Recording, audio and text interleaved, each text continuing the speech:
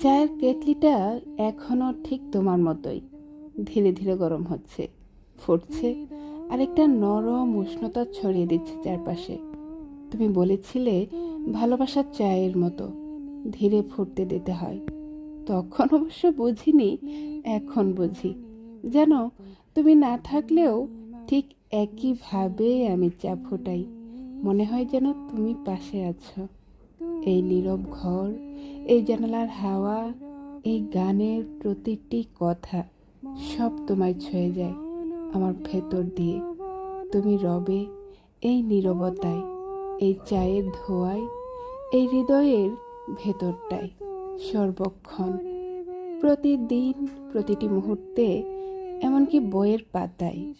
আর এই নিঃশব্দ সুরে তুমি নিজেই। তুমি না থেকেও আছো নীরবে, নিজের মতো করে। তুমি যে আমার এক রাশ নীরব ভালোবাসা, ঠিক যেমন তুমি রবে নীরবে।